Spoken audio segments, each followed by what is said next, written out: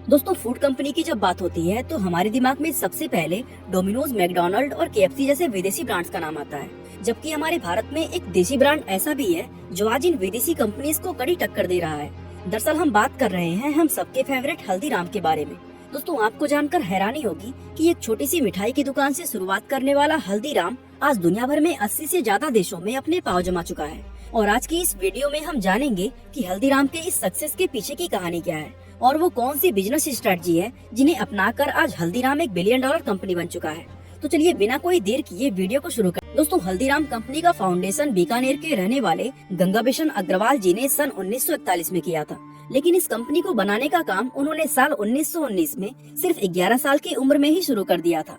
दरअसल गंगा बिशन जी एक मारवाड़ी परिवार से थे, जिन्हें परिवार में प्यार से हल्दीराम कहकर बुलाया जाता था। और दोस्तों, उन्होंने खेलने कूदने की उम्र में ही अपने पिता की भुजिया शॉप पर काम करना शुरू कर दिया था। उस समय बीकानेर में भुजिया बहुत ही ज्यादा बिकता था, जिसके चलते शहर में हजारों लोग भुजिया बेचा करते थे। और चूंकि ये एक ऐसा प्रोडक्ट था जिसकी क्वालिटी और टेस्ट हर एक दुकानदार के पास लगभग सेम होता था, इसलिए मेन कंपटीशन क्वालिटी का नहीं बल्कि प्राइस का था। दोस्तों, हल्दीराम जी की बात करें तो वे उस समय अपने पिता के दुकान में सब्जी काटने और साफ सफाई जैसे छोटे मोटे काम किया करते थे, लेकिन उनकी दिलचस्पी हमेशा से ही भुजिया बनाने के मेथड्स को सीखना था। दोस्तों, हल्दीराम जी के पिता जिस भुजिया को बेचा करते थे उसकी रेसिपी परिवार की एक बहू ने तैयार किया था। कहते हैं कि उन्होंने जब वो भुजिया बनाकर परिवार के लोगों को खिलाई तो हल्दीराम जी के पिता को ये आइडिया आया कि ये भुजिया मार्केट में चल सकती है, और यही सोचकर उन्होंने बाजार में उस भुजिया को सेल करना शुरू कर दिया।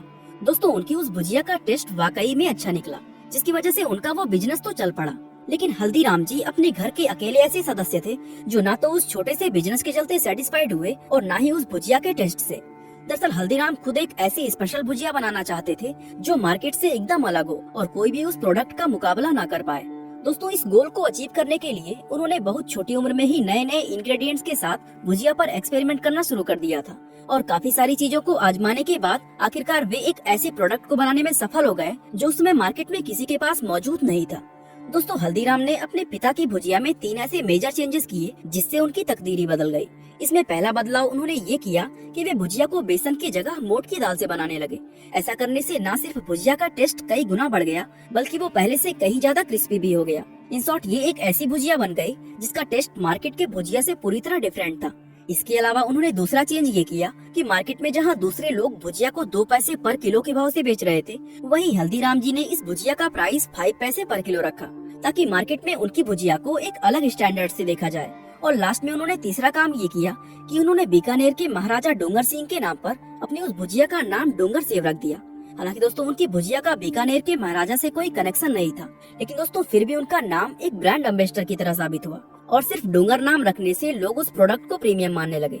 अब चूंकि दोस्तों लोगों की नजर में ये भुजिया ऑलरेडी एक प्रीमियम प्रोडक्ट बन चुकी थी, तो ऐसे में लोग इसे 5 पैसे पर किलो के भाव में भी बिना किसी हेजिटेशन के खरीदने लगे, क्योंकि लोगों के मन में ये धारणा बन चुकी थी कि वे 3 पैसे एक्स्ट्रा देकर एक हाई क्वालिटी प्रोडक्ट खरीद रहे हैं। दोस्तों, इन सब चीजों के चलते हल्दीराम जी का डोंगर सेव मार्केट में लॉन्च होते ही हिट हो गया, जहां कुछ ही हफ्तों के अंदर उनकी सेल्स आसमान छूने लगी और हल्दीराम का भुजिया एक बेहद ही कम्पिटिटिव मार्केट का लीडर बन गया। इस तरह दोस्तों हल्दीराम जी ने उस विशाल बिजनेस की एक मजबूत नींव रखी जिसे आज दुनिया भर में उन्हीं के नाम से जाना जाता है। हालांकि दोस्तों, हल्दीराम जी ने जो किया वो इस कंपनी का फाउंडिंग पिलर था, लेकिन उनके बाद इस कंपनी की ग्रोथ का दूसरा चैप्टर साल 1960 के एंड में शिवकिशन अग्रवाल ने शुरू किया, जो कि दोस्तों इस कंपनी को एक ऐसे लेवल पर ले गए जिसे किसी ने सोचा भी नहीं था। दरअसल शिवकिशन हल्दीराम जी के पोते और अग्रवाल परिवार की तीसरी पीढ़ी हैं, जिन्होंने 60s के दौरान अपने इस फैमिली बिजनेस को ज्वाइन किया था। उस समय तक अग्रवाल फैमिली 3 अलग अलग हिस्सों में बढ़ चुकी थी, जिनके बिजनेसेस बीकानेर, कोलकाता और नागपुर शहर में थे। इसमें कोलकाता और बीकानेर का बिजनेस तो काफी अच्छा चल रहा था, लेकिन नागपुर के अंदर शिवकिशन जी को काफी स्ट्रगल करना पड़ा।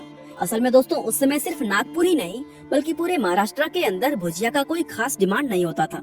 ऐसे में शिवकिशन जी ने महाराष्ट्र के लोगों की फूड हैबिट को जानने के लिए मार्केट रिसर्च का फैसला किया और उन्होंने नागपुर के पूरे मार्केट को खंगाल डाला। इस तरह दोस्तों कई महीने तक रिसर्च करने के बाद उन्हें इस मार्केट के अंदर 2 बड़ी अपॉर्चुनिटी नजर आई।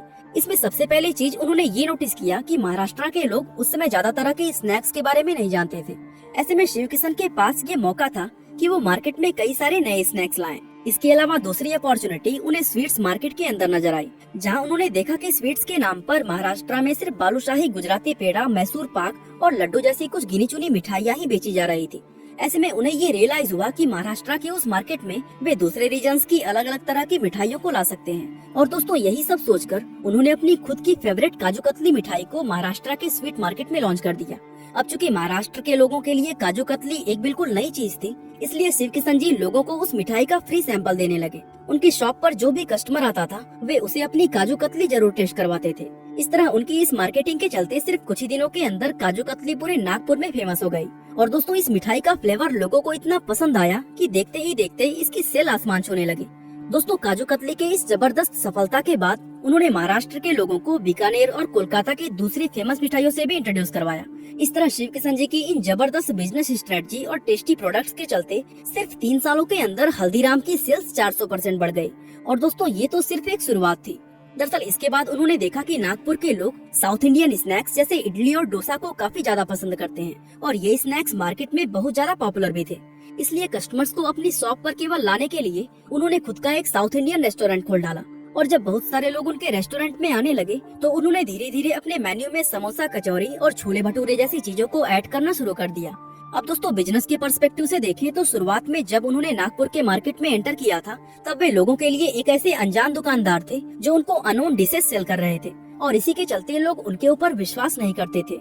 इसलिए शिव किशन जी ने क्या किया कि पहले उन्होंने महाराष्ट्र के लोगों को उनकी पसंद की डिशेस बेचकर उनका ट्रस्ट जीता और जब लोगों को उन पर भरोसा हो गया तब उन्होंने उनके सामने वो नई डिशेस पेश की जो पूरे महाराष्ट्र में किसी के पास नहीं थी और हल्दीराम की सेल्स सिर्फ कुछ ही सालों में नई ऊंचाइयों पर पहुंच गया। दोस्तों अब इस बात में कोई शक नहीं है कि हल्दीराम को इस मुकाम तक पहुंचाने में शिव किशन जी का योगदान काफी ज्यादा अहम रहा था। लेकिन जो व्यक्ति हल्दीराम को इससे भी ऊपर लेकर गया वो शिव किशन जी नहीं बल्कि अग्रवाल परिवार के दूसरे सदस्य मनोहर लाल अग्रवाल जी थे। दरअसल दोस्तों मनोहर लाल ने भी इस बिजनेस को आगे बढ़ाने में 2 ऐसी स्ट्रेटजीज अपनाई थी जो हल्दीराम की इस स्टोरी में बहुत बड़ा गेम चेंजर साबित हुआ। दोस्तों ये 80s का वो समय था जब कोई भी ब्रांड पैकेजिंग पर खास ध्यान नहीं देता था। ऐसे में मनोहर लाल ने अपने ब्रांड को और ज्यादा फेमस बनाने के लिए हल्दीराम की ब्रांडिंग के साथ महंगी और प्रीमियम पैकेजिंग का इस्तेमाल करना शुरू कर दिया ताकि लोगों को महसूस हो कि वो मार्केट के एक ट्रस्टेड प्रोडक्ट को खरीद रहे हैं। उनके ऐसा करने की वजह से लोगों के बीच न सिर्फ ब्रांड अवेयरनेस बढ़ी बल्कि साथ ही हल्दीराम के लिए लोगों का ट्रस्ट पहले से कहीं ज्यादा मजबूत हो गया। इसके अलावा मनोहर लाल जी की दूसरी स्ट्रेटजी ये रही कि उन्होंने बड़े बड़े शहरों में हल्दीराम के स्टोर्स खोलने शुरू कर दिए जिसके चलते सिर्फ कुछ ही सालों में हल्दीराम की सेल्स सैकड़ों गुना बढ़ गई और देखते ही देखते उनका ये बिजनेस पूरे भारत के अंदर फैल गया। दोस्तों इस समय की अगर बात करें तो आज हल्दीराम की वैल्यू $3 बिलियन को क्रॉस कर चुकी है और हल्दीराम का बिजनेस दुनिया भर के 80 से ज्यादा देशों में फैला हुआ है। दोस्तों अग्रवाल परिवार की 3 पीढ़ियों ने अपनी मेहनत और लगन से जिस तरह एक मामूली से भुजिया के व्यापार को इतना बड़ा बिजनेस एम्पायर बना दिया वो वाकई में हैरान करने वाला है। बाकी दोस्तों आज के लिए बस इतना ही। वीडियो को लाइक, शेयर और चैनल को सब्सक्राइब करना बिल्कुल ना भूलें। आपका बहुमूल्य समय देने के लिए बहुत बहुत धन्यवाद।